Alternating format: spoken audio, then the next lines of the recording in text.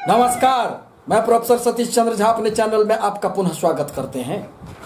जीवन में संघर्ष एवं सफलताएं तो ये हमेशा ही चलते ही रहते हैं।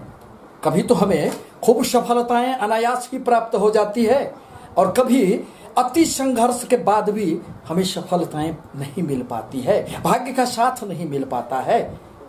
यही तो ग्रहों का गोचरीय प्रभाव होता है। अतः प्रत्येक व्यक्ति अपने भविष्य को जानने समझने का प्रयास करता है। वह जानना चाहता है कि आखिर हमारे संघर्षों में कब कमियां आएगी और कब हमें भाग्य का साथ मिलेगा, क्योंकि कहा भी गया है कि भाग्यं फलति सर्वत्र न विद्या न च पौरुषम, अर्थात यह विद्या यह पुरुषार्थ सभी कुछ धरे के धरे रह जाते हैं यदि जीवन में भाग्य का साथ न मिले। अतः आवश्यक है कि हमें अपने परिश्रम के अनुसार सफलताएं प्राप्त हो। बुध प्रधान कन्या राशि के लिए यह सितंबर माह का गोचर कुंडली है, जिसमें आपके राशि में ही उच्च के बुध एवं शुक्र देव विराजमान हैं और यह लक्ष्मी नारायण योग का निर्माण कर रहे हैं। आपके द्वादश स्थान में सूर्य एवं मंगल की स्थिति है। आपके तृतीय पराक्रम स्थान में केतु देव विराजमान हैं एवं आपके पंचम स्थान में स्वगृही शनिदेव, आपके छठे स्थान में आपके देव गुरु बृहस्पति विराजमान हैं एवं आपके भाग्य स्थान में राहुदेव का संचरण चल रहा है। परंतु कोई भी ग्रह अस्थायी एक राशि में नहीं रहते हैं, उनका तो राशि परिवर्तन होते रहता है, जिसके आधार पर जीवन में हर प्रकार के सुख एवं दुख आते रहते हैं। जहां तक आपके सितंबर माह में कर्म क्षेत्र का प्रश्न है, तो आपके कर्म क्षेत्र के स्वामी बुध देव बनते हैं, जो आपके वर्तमान में आपके राशि में ही आपके लग्न में ही उच्चगत अवस्था में विद्यमान है कि इस माह आपको निश्चित रूप से कर्म क्षेत्र में खूब उन्नति होंगे, क्योंकि दोनों राशियां बुध के उच्चगत अवस्था में आने से उनकी दोनों राशियां निश्चित रूप से मजबूत हो जाएंगे और आपको इसका लाभ मिलेगा। साथ ही साथ देव गुरु बृहस्पति अपने छठे स्थान में बैठकर उनकी पांचवी दृष्टि आपके कर्म क्षेत्र पर पड़ रहे हैं। अतः कर्म क्षेत्र एवं नौकरी में आपके सब कुछ ठीक ठाक चलते रहेंगे। आपके व्यापार भाव के स्वामी देव गुरु बृहस्पति का छठे स्थान में संचरण करना यह संकेत कर रहा है कि आपके व्यापार में बहुत अच्छी स्थिति नहीं थी, परंतु इस माह देवगुरु बृहस्पति का राशि परिवर्तन होगा और वह अब शनि के सानिध्य में पंचम स्थान में आ जाएंगे। परिणामतः वह अवधि अब आपके व्यापार के लिए अत्यंत ही सुखद रहने वाला है। साथ ही साथ दो शुभ ग्रहों की दृष्टि अब आपके व्यापार भाव पर पड़ रहे हैं।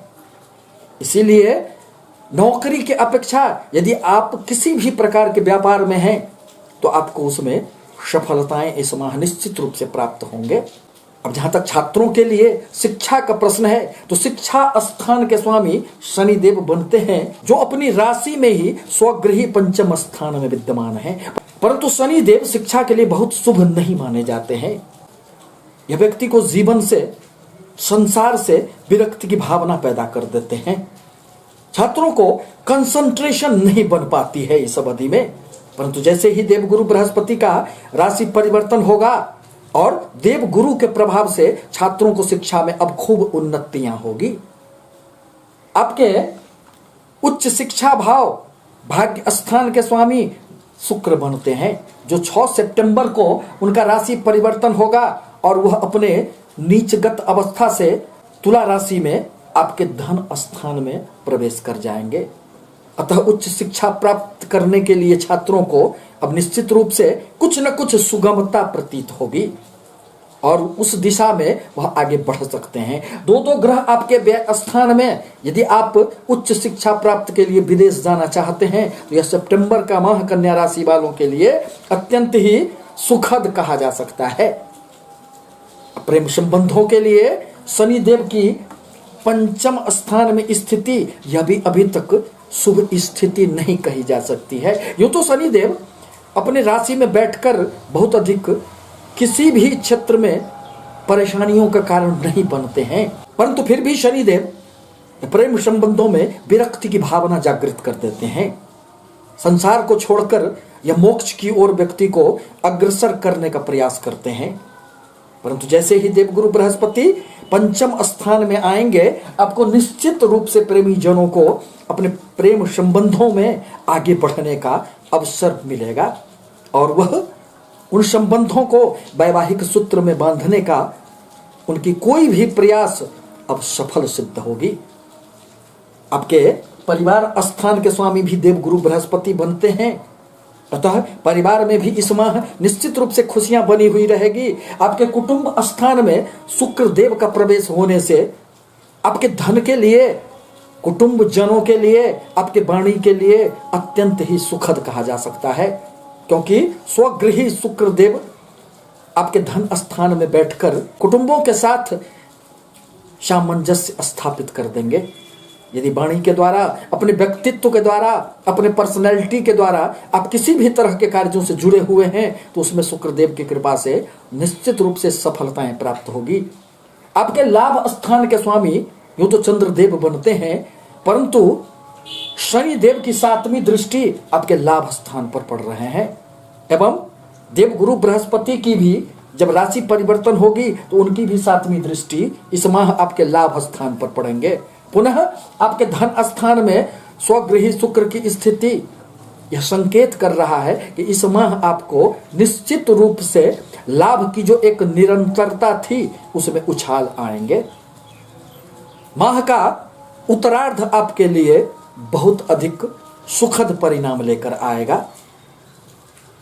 अब जहां तक व्यय का प्रश्न है तो आपके व्यय स्थान में सूर्यदेव एवं मंगल की स्थिति बनी हुई है।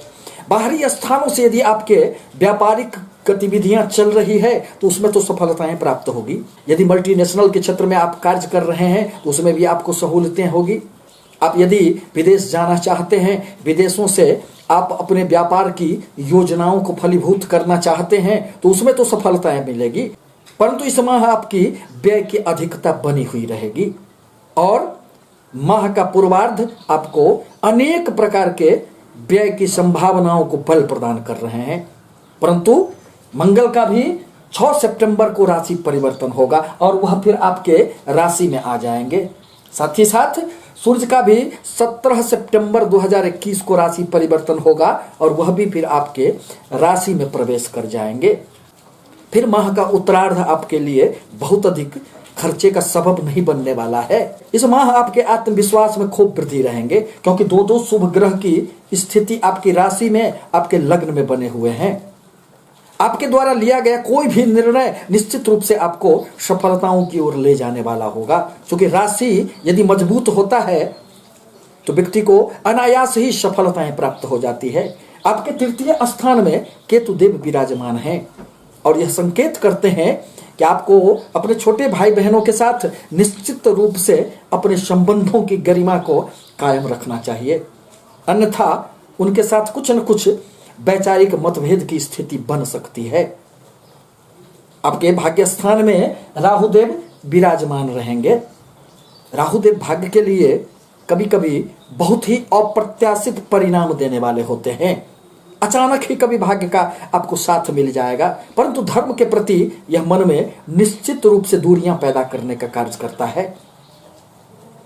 इस प्रकार कहा जा सकता है कि सितंबर माह कन्या राशि के लिए कुछ क्षेत्रों में जहां अत्यंत ही सफलतादायक कही जा सकती है, वहीं कुछ क्षेत्रों में अभी उनको संभल कर चलने की आवश्यकता है। आपके लिए आवश्यक है कि यदि आप नौकरी में हैं तो अपने बॉस से उलझे नहीं, उनके साथ सामंजस्य बनाकर रहें, अन्यथा थोड़ी सी हलचल आपके कर्म क्षेत्र में रह सकती है। अब जहां तक उपाय का प्रश्न है तो आपके लिए बुद्धदेव के बीज मंत्रों का जाप करना नितांत आवश्यक है। भगवान गणेश की बुधवार को यदि आप दुर्वा अर्पित करते हैं तो वह भी आपके लिए सुखद परिणाम देने वाले होंगे। आपसे निवेदन है कि हमारे चैनल को लाइक करें, सब्सक्राइब करें, ताकि मैं अपने विचारों से आपको अवगत कराता रहूं। धन्यवाद।